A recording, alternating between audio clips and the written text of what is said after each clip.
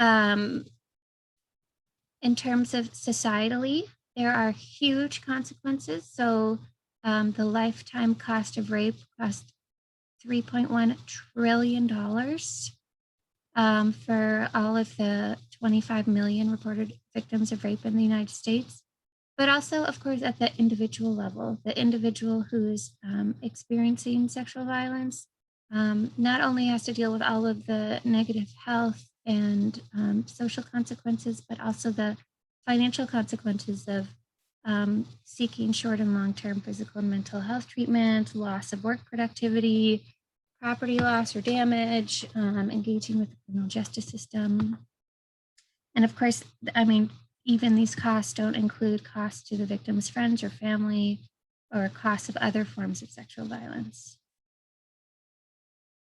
And I also just wanted to note that the cost of child sexual abuse is again a huge cost to our society, $9.3 billion in the United States, and of course to the individual and to the child and their families.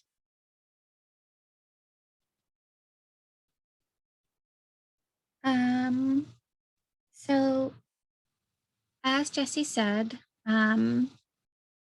CDC is really committed to preventing violence before it happens. So I think probably many of us are in or have started our careers in crisis centers, which was a critical foundation to building violence prevention work in the United States. And for a long time, even getting, recognizing that violence was a problem and sexual violence needed to be addressed was a challenge. And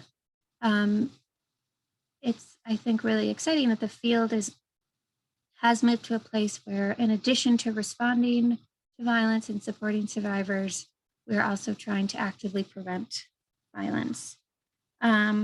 This is the Love Equals Respect here is just an example of one of our teen dating violence campaigns to shift social norms to prevent teen dating violence before it starts. And preventing violence requires working across the social ecology. So addressing risk and protective factors at the individual level, the relational level, the community and societal level. So for example, adherence to traditional gender norms, for example, might be a risk factor at the community or societal level that we can shift to reduce an individual's risk of experiencing violence. And so this is, I think, a somewhat like full but really rich table that I put the link at the bottom of the slide so everyone can search for it yourselves if you want. But this really maps out how we can use this social ecological model. So looking at the individual, relationship, community, and societal levels, and using the data to identify risk and protective factors, and then using that to figure out how we can intervene and modify these factors to reduce individuals' risk of experiencing violence and to reduce perpetration of violence.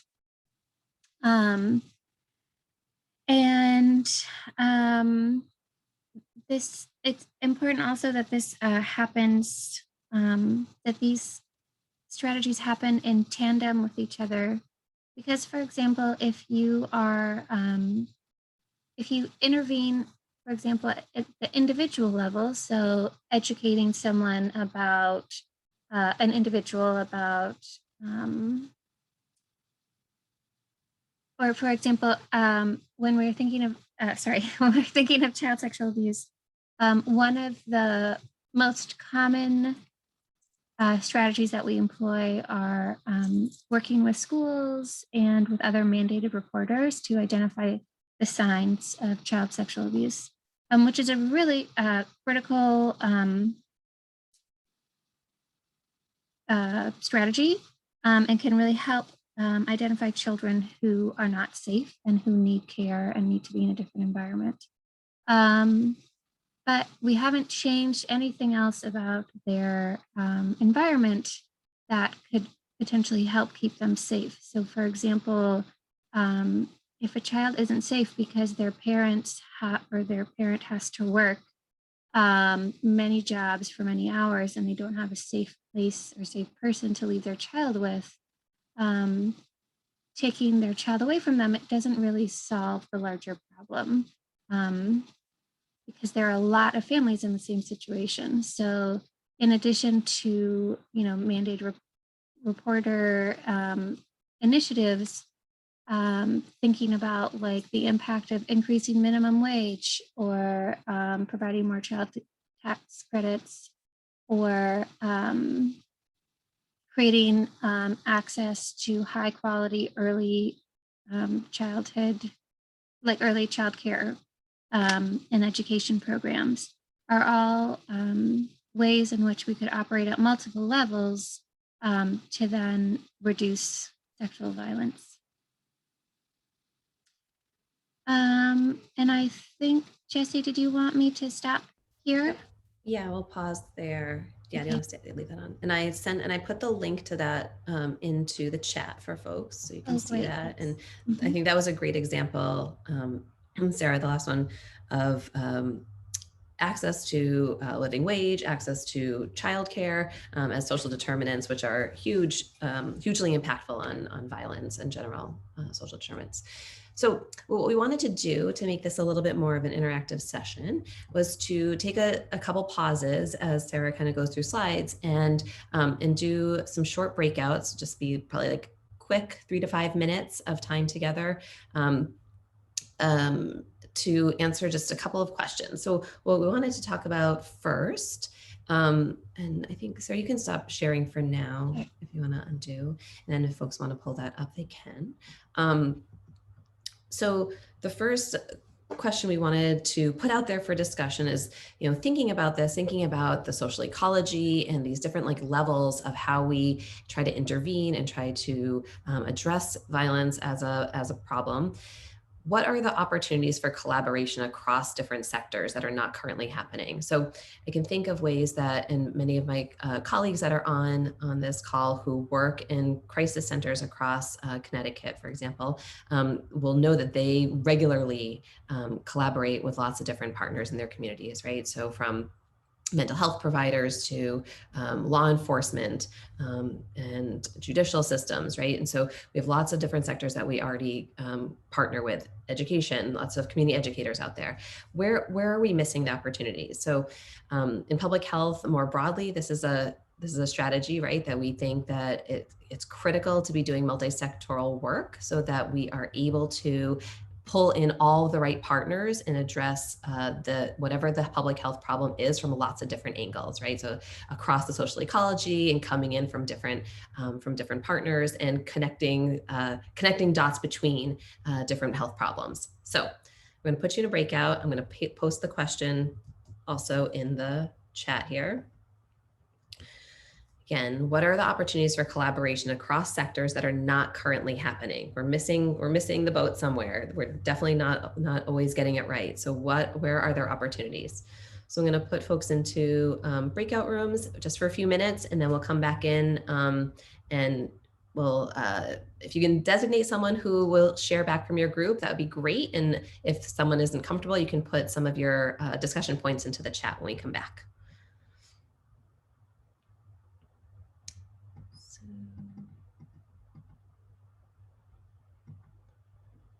Right.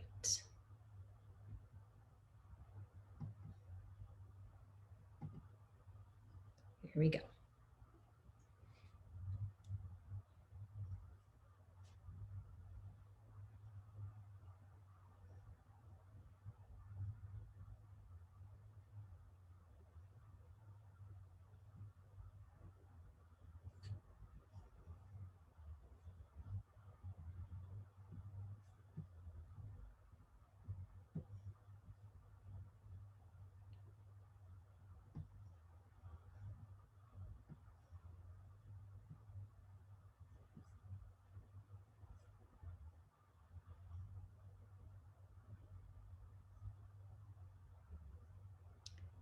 Hey, Sophie, I saw you just joined. Oh, maybe you pop back out. There.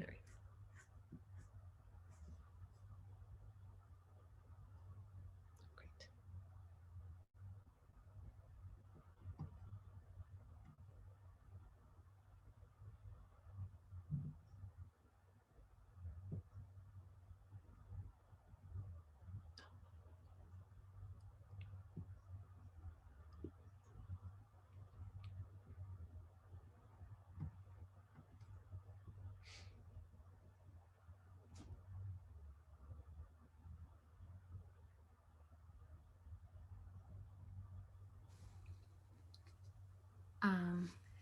Did you get booted? Rebecca, do you need me to put you back in the room?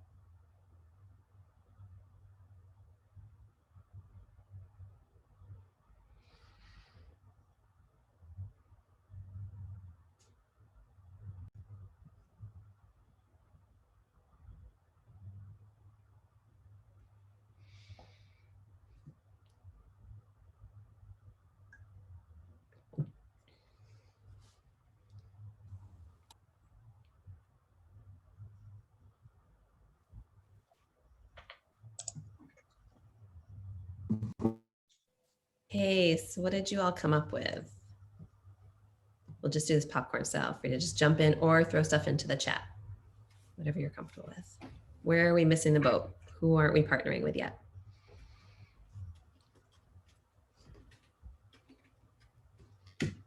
I can start. That's helpful. Kara. Well, our group really barely scratched the surface. We didn't really get into a full-on discussion, but we started talking about the different places in which we're providing advocacy and partnering, collaborating. I just briefly mentioned that we've been working closer with the hospitals in our area, and that has been a huge gap, at least in providing like training and being able to work with the medical professionals in the community. But I didn't know, I want to leave it open to the rest of our group if they had anything else to add, because we didn't get a chance to really talk too much. Thanks, Kara. So healthcare. I'd probably just add that I think my comments for the principals were the principals in the school system. Like, I definitely agree that the children need more training and support on boundaries, but for the principals to of the school systems to be more responsive when they do suspect abuse, more interaction with the parents, between the school and the parents. That seems to definitely, be lacking. And that was my, observation as a substitute teacher in many various school districts. I was in a lot of school districts, and there were, I'd say, less principals that were more interacting on behalf of the children, and it's just kind of broke my heart. I advocated where I could and did what I could, but I'm like, so many of them, I felt like we're going back to abusive homes. They're coming back in daily and being neglected.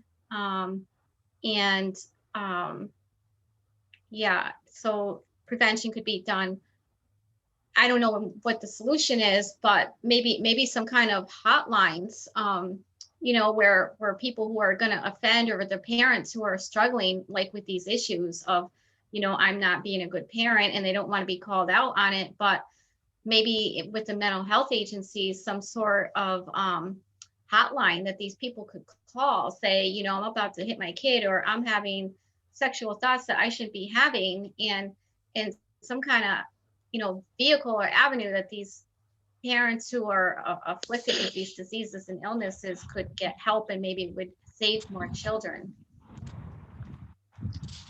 Thanks, Louise.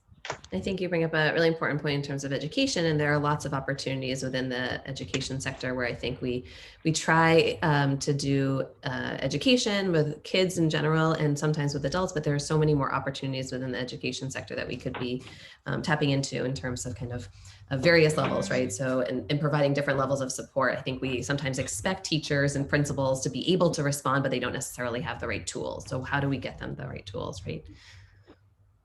Who else? Well, I was going to say our group talked a little bit about education, and I've noticed that schools that have maybe a program to help with child abuse or reporting, sexual abuse, there's a lot of pushback from parents that don't want like younger children learning about this, and then they can, opt out of these programs, and it makes it very difficult. To teach the kids and have the parents on the same page. And then I feel like the administration in the schools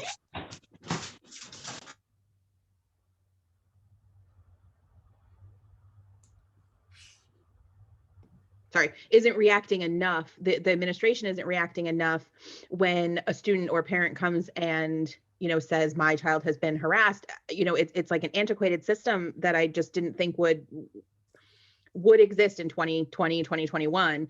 And it really needs to be updated and changed. As we also talked about just going through the different system, that while there are advocates and people that you can work with, they don't always connect. And then the ball can get dropped. And then the survivor is having to advocate for themselves when they don't know how to work the system. They should be getting a little more help. So there's a ball that's dropped there, and finding enough mental health professionals that are specialists in this area of working, in trauma, and being able to get there in a timely manner, and help. So those were three main things that we focused on in our group.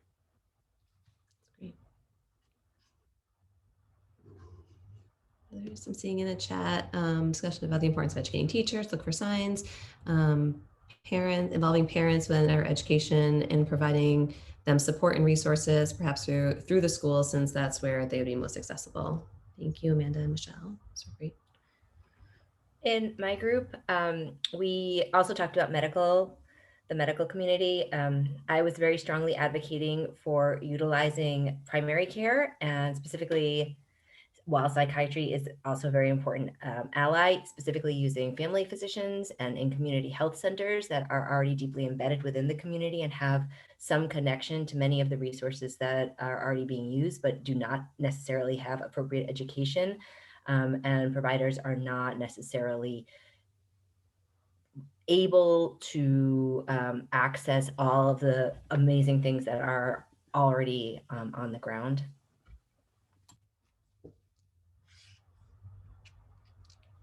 Thanks, Jessie. I think you are a plant. Just kidding. What about others?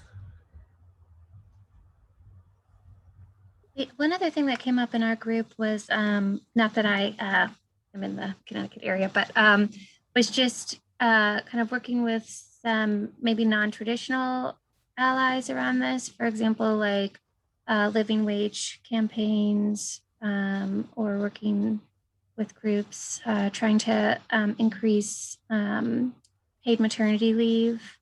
Those are all like really important economic supports for families that can promote maternal bonding, and also, allow parents to like safely watch their kids, as well as expanding, as I think I mentioned earlier, expanding access to early childhood education opportunities can be really important way to help kids have it like safe places when their parents are working and to like learn social emotional skills. Thanks, Sarah. Sorry, you're all saying I didn't give you enough time, which is I'm sorry, and I didn't want to leave you in the breakout room for too long. It was kind of just to kind of push us forward and not give you awkward space in breakout rooms, because I've been in those spaces too. So next breakout we will do a little bit longer. Anyone else have any other contributions? Otherwise, we'll jump back to Sarah's slides and we'll have another breakout. I know, Sherry, it is a huge topic. Absolutely. And we have a lot of work to do. I think we've done a really good job in partnering with certain sectors, and we are still falling behind in others. And I think part of it is just finding the right champions in those other sectors that can be strong partners and that we can find a kind of the right inroads into working with them. Okay. Sarah, do you want to continue? Yes. Okay.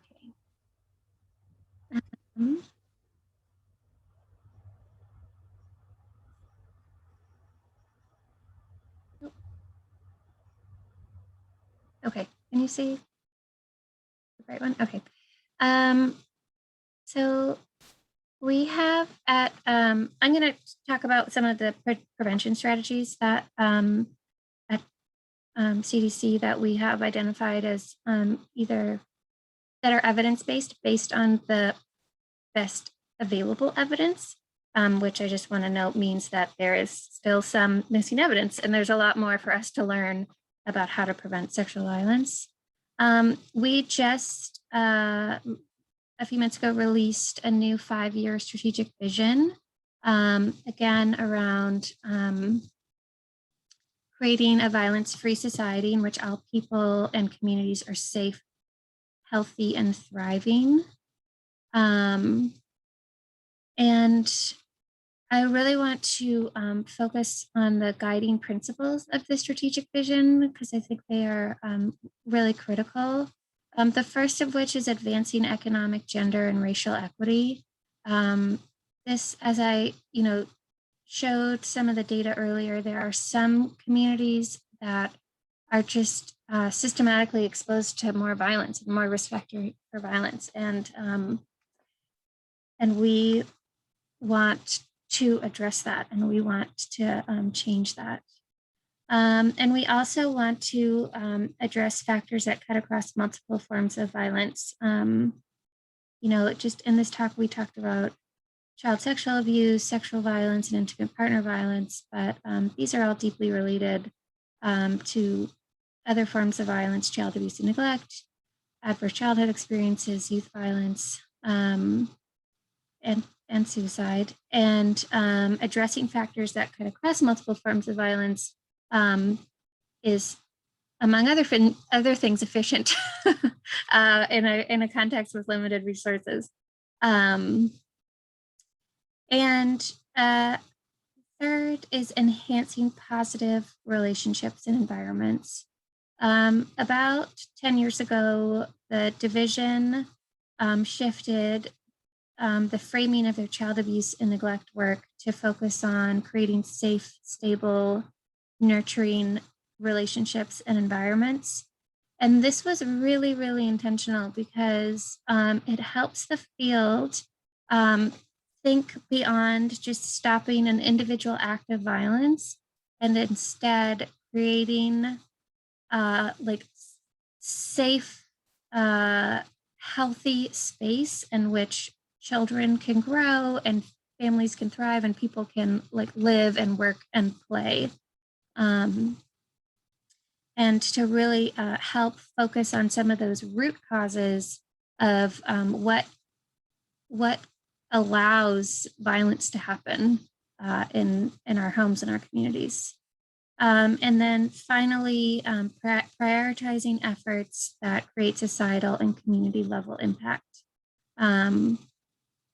And so this, again, both speaks to addressing some of the root causes, and it speaks to reaching as many people as possible, and it speaks to some of the equity issues, as well as cutting across multiple forms of violence. And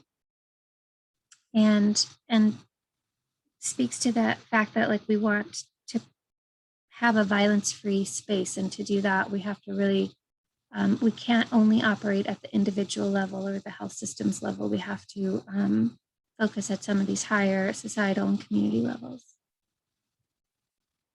And so some of our upcoming priorities are increasing the number of people exposed to prevention strategies. So having more more people touched by our prevention strategies, reducing adverse childhood experiences, because experiencing adversity in childhood can have really long-lasting impacts, including a higher likelihood of re-victimization in adulthood, as well as perpetrating violence in adulthood.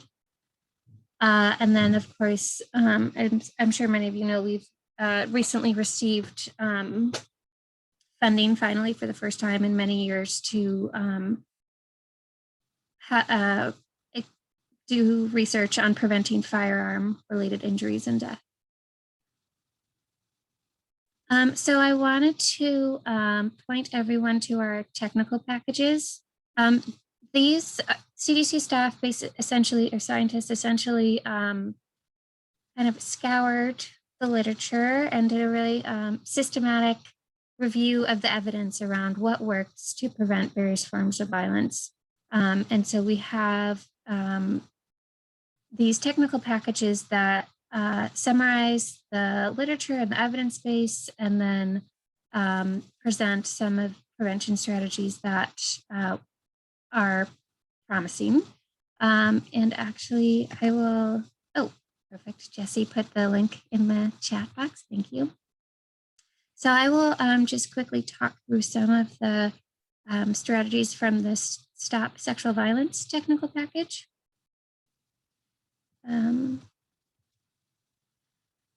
So there are 5 overarching strategies. The first is to promote social norms that protect against violence. So I'm sure many of you are know about bystander approaches. So when these are particularly common on college campuses. So when you see someone that is either at risk for experiencing sexual violence, or someone who may be perpetrating sexual harassment or sexual violence, having the knowledge and skills and attitudes to step in and interrupt that behavior, either immediately or in another setting. Similarly, mobilizing boys and men as allies is an increasingly popular strategy. So again, kind of challenging some of the social norms around consent and sexual violence with men to create norms around consent and positive, healthy sexual relationships.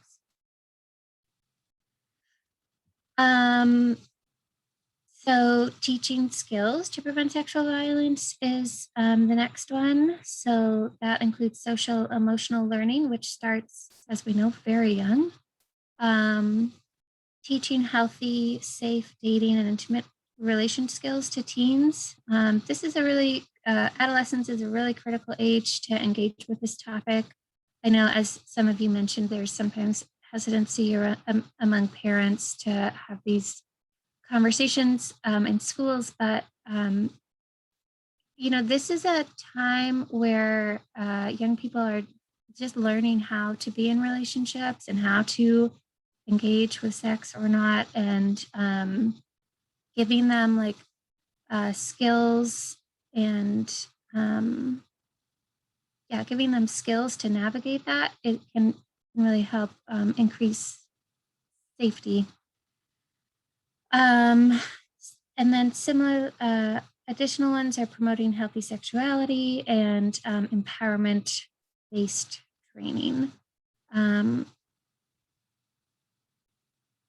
which is kind connects to this one around providing opportunities to empower and support women and girls. I talked a lot about some of, strengthening economic supports for families and women. We know that women make up the majority of people working in minimum wage jobs. We know that there are a lot of single family households. We know that a lot of women who are experiencing homelessness have first experienced intimate partner violence.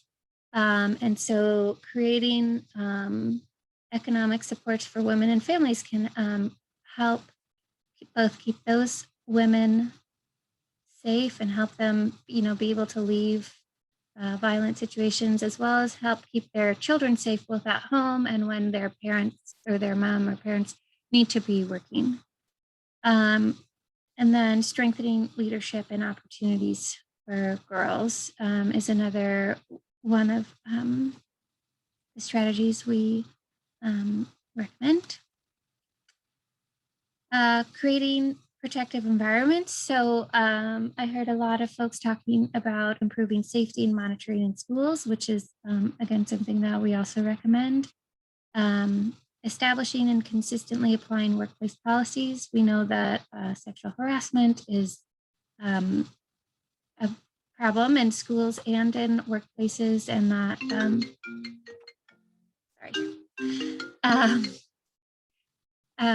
that these creating workplace policies can really help keep people safe. And then addressing community level risk through environmental approaches. So we've actually seen some really effective programming and where people are examining, for example, the physical attributes of a school and identifying places where sexual harassment or violence is reoccurring more regularly, and modifying that environment to make it safer. And then, of course, I also heard a lot of folks talking about supporting survivors and lessening harm. So creating survivor-centered services, ensuring treatment for survivors of sexual violence. And then I think someone mentioned also treatment for people at risk for perpetration. This is something that I think the field has been, it's been hard to wrap our heads around, but there is definitely some work. There is a hotline actually where people who are worried about perpetrating child sexual abuse can call to get support to avoid doing that, as well as, ensuring treatment to those who have experienced trauma, so then they don't later repeat that behavior. And I think I'll just end with pointing folks to the Veto Violence web resource. This is a really amazing resource that we've created that I didn't create it. Someone else at CDC created it. And they did an amazing job, I think.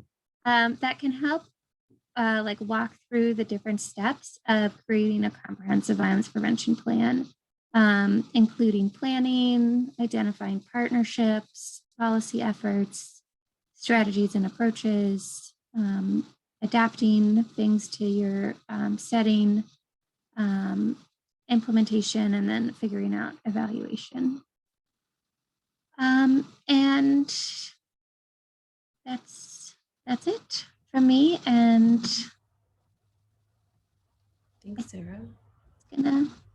Yes, we're gonna bring Edith in here because we thought now is a good time to kind of talk through, Sarah kind of gave us a kind of global perspective, right? This kind of higher level, what CDC in particular has been doing and how that can be adopted and adapted in various contexts.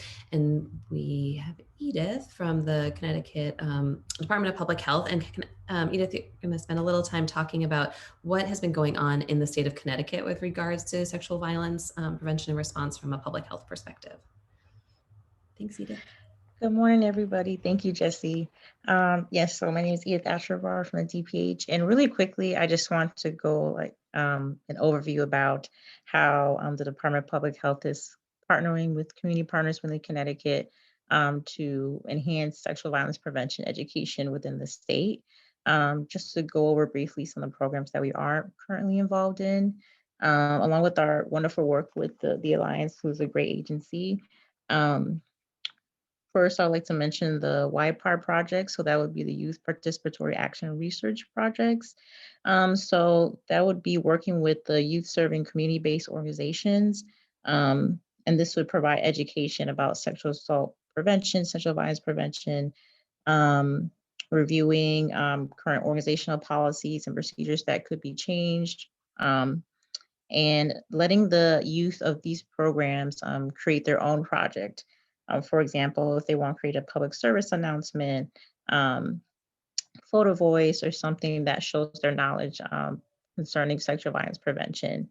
And in the end of the program, this would be presented in a youth summit by the youth, just showing their knowledge and their working with the community, what they've learned about sexual violence prevention.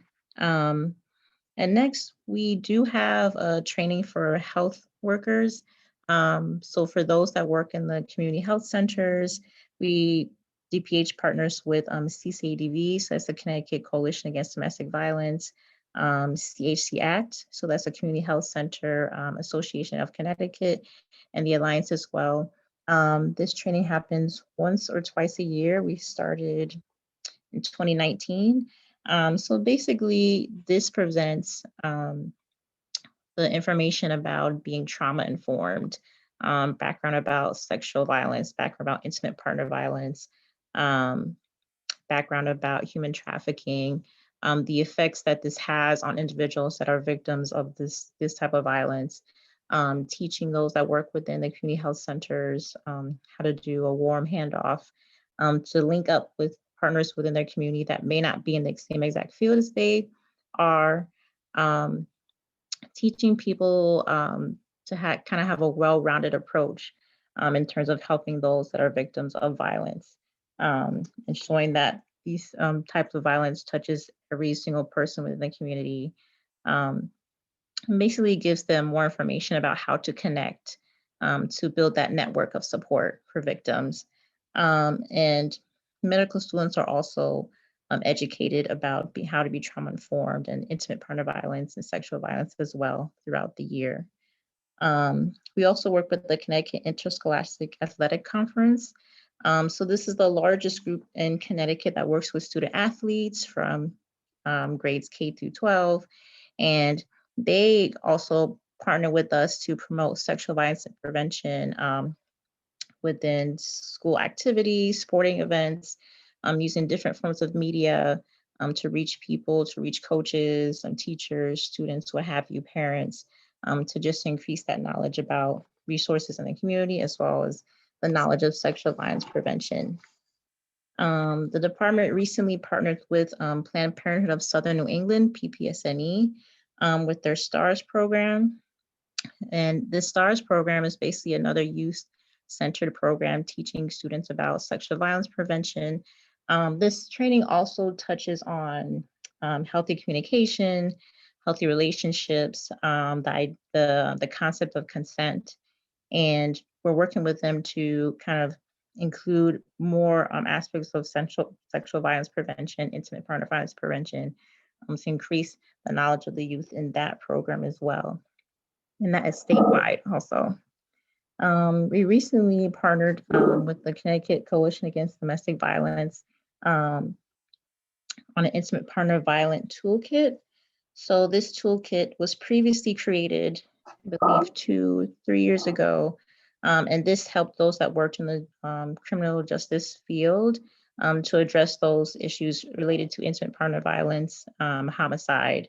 So now we're working to create, since during the pandemic, COVID-19, we're working to create, let's say, vignettes, media models, videos that could educate those in the criminal justice system as well about how to deal with these issues on those types of cases.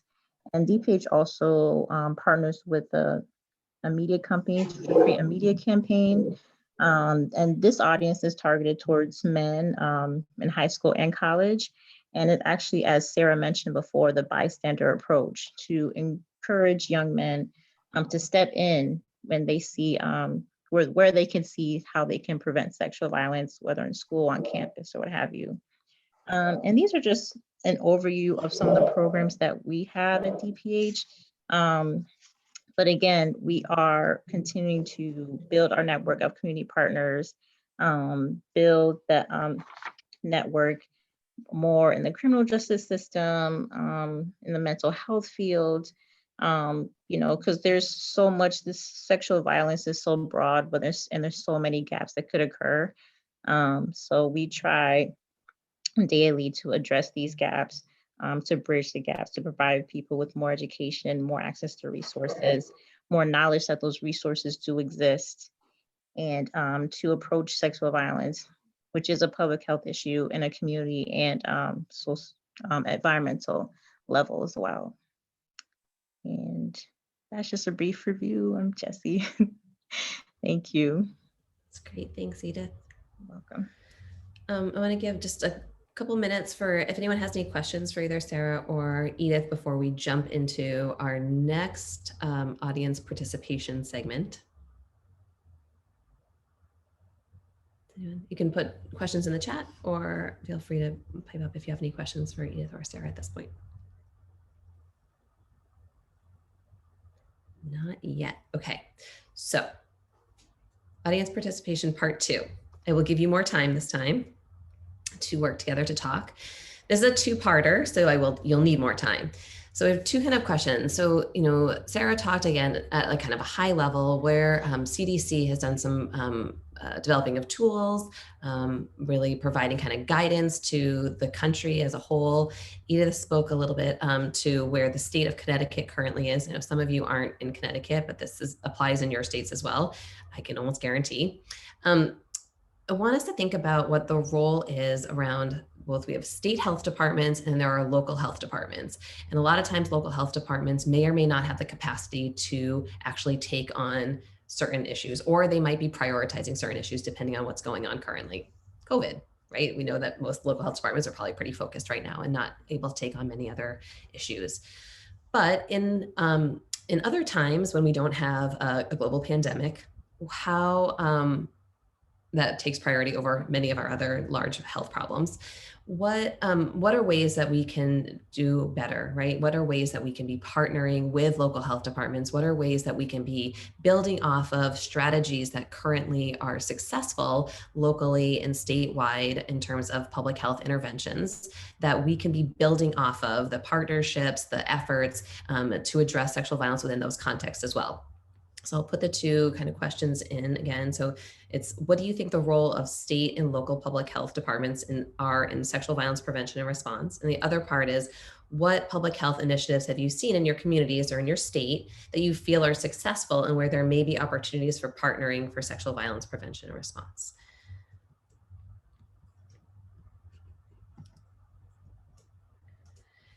Okay, I'm going to put you back in your rooms.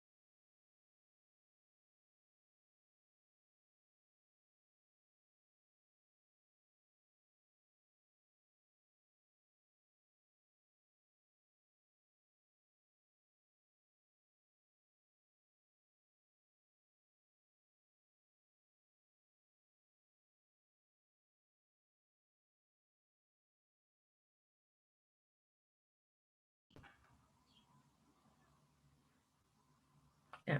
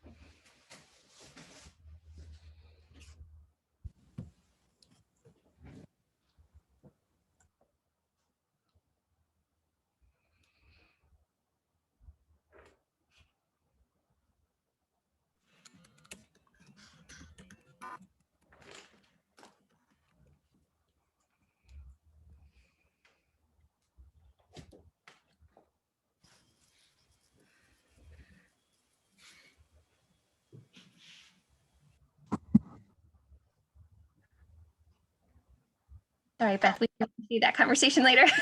Thank you so much.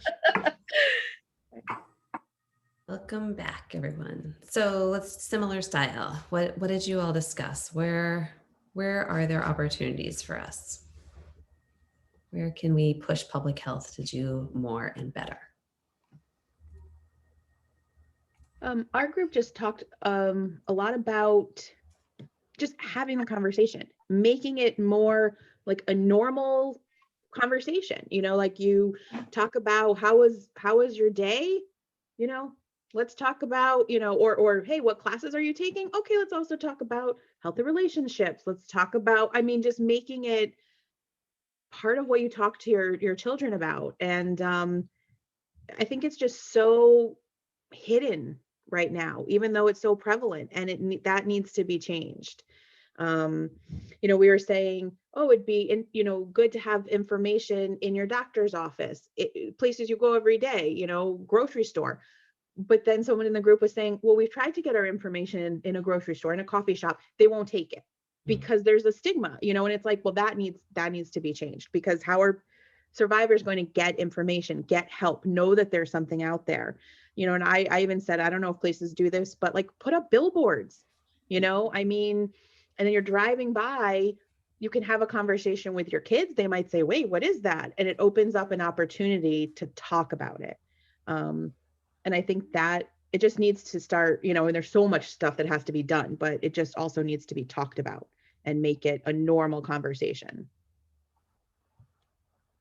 Normalizing conversations, that's great. Reaching out to places where people are regularly, right, where we frequent. Kara put in that their group discussed issues of mandating prevention programs without incentives or enforcement, and in addition to encouraging prevention programs as proactive rather than reactive. That's great. I think you mean without any incentives to doing them, Kara, and then there's probably some need for enforcement in terms of like what actually, like once you put a mandate in place, actually making sure it's followed through. Okay. What else came up? I can jump in on behalf of Breakout Group 5. So we talked about how the issue of sexual violence, of course, as so many of us know, has really historically been seen as more of a criminal justice and social justice issue. But we're starting to recognize, of course, within our own movement, how much larger it is than that. And I think we kind of need to broaden that scope in the community as well, so that, you know, community members kind of see it as that larger issue, as well as continue to, you know, engage in that narrative within our own settings. Within the public health domain, we also are doing some undoing and refocusing and restructuring, and we need to kind of continue to examine how we look at the public health domain and looking at it as something that is outside of healthcare settings.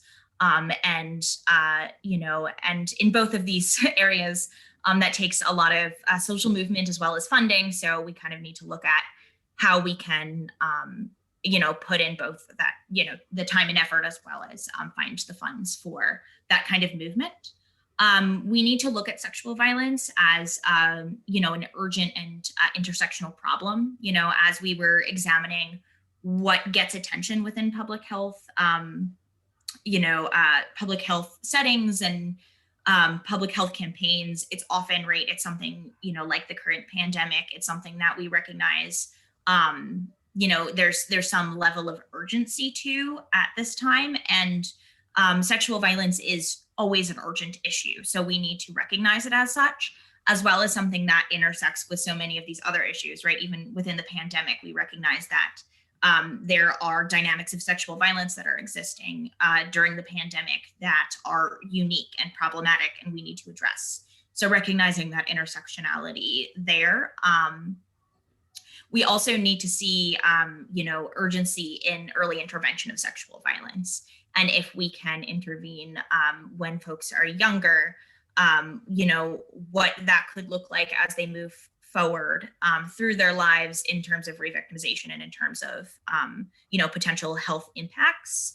Of course, we want there to be involvement in educational settings, and that's absolutely critical. But we also need to ensure that that's extended to educational communities and communities as a whole. So if we're only going into a classroom, once a quarter, once every half year, once a year, and not having conversations with parents, not having conversations with these educational professionals, and not ensuring everyone's on the same page within the capacity that they should be, and kind of within their own discipline, then, essentially speaking to children about consent isn't going to be effective if they're not having that backed up in these other settings. But again, we need to kind of figure out how that would look in terms of funding and in terms of, that social movement. And then lastly, thank you for staying with me here.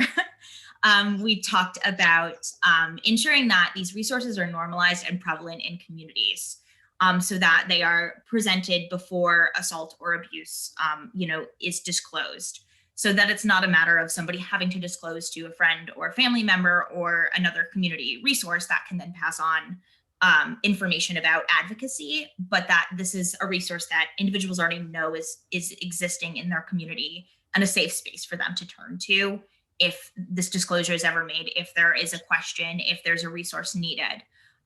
So we definitely need to get the word out there, but I think additionally, we need to see these organizations as more encompassing. I think, again, there's kind of this hyper focus in certain types of sexual violence. And we need to look at that larger umbrella and what does it mean to include things like anti-LGBTQ violence under the umbrella of anti-sexual violence. And if we are, engaging in communities in a way that recognizes that, again, larger umbrella of violence, what it could mean when folks do need that resource to feel that it's something that's normalized in their community to some extent. So again, thank you for staying with me. And yeah. Yeah, Bridget, I just wanted to add on to that last point. I think it's really important. I think, and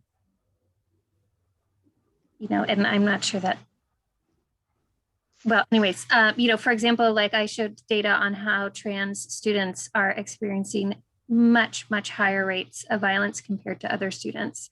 And if we want to correct that, we have to deal with transphobia. We can't just pretend that's not a problem. And we have to recognize that as one of the root causes of why people are comfortable perpetrating violence against these kids. And I think one of the things that I think the field has started to do a much better job with, but has much more work to do, again, speaks to Bridget's point about a more intersectional approach and a more equitable approach to sexual violence. The field of intimate partner violence and sexual violence prevention has for a long time been dominated, white upper middle class women who have seen the criminal justice system work for their husbands, but not for them. And so they have relied very heavily on trying to fix the criminal justice system. But for communities where the criminal justice system doesn't work for anybody, that's not a particularly effective approach and can exacerbate problems, right? Like, what happens when a trans woman calls the police? Like, they're often experience more violence or demeaning behavior. And so that's not a good strategy for them. I mean, we have to improve police services. Everyone should have access to, respectful and safe services. But we have to also think more broadly about how to serve the communities at highest risk for violence as well. Great. Thanks, Sarah. Thanks, Bridget. And group 5, I think you said you were. That was a very thorough and very well thought out list. That's great. Thank you. Any other groups that want to share back? We're coming up to our 11:30 hour, and I think most of you are ready to pivot off at 11:30. Feel free to also drop stuff into the chat. This is good. This is really helpful. It was helpful to hear, I think, new ideas and some of my own thoughts echoed back. It means that I'm not the only one thinking about some of these places where we're a little stuck. And I am excited to see what that means in terms of us helping to kind of the galvanizing of energy and movement around some of this, which is really about, a lot of it is around culture shifting, right? In terms of schools, like how do we create different cultures in schools and communities to have a different outlook and a different response and to create a space that it's more normalized so that it isn't only in crisis that people start seeking out these resources. So I put in a link to our evaluation form. Please take a minute to fill it out. And I just wanted to do a really quick conclusion and just a couple closing thoughts. That we all, I think you all know this, that we have an incredible amount of work to do to curb the amount of sexual violence locally and nationally and globally. But as we've discussed today, sexual violence is preventable, and it means a whole bunch of things, right? It means that we need to do a better job of collecting data, right? The data that can help us to understand what's actually going on. It can help us decide how we use resources better. It helps identify where there are particular problem areas, like Sarah was talking about with our trans youth. We know actually among trans populations, violence is incredibly high across the lifespan.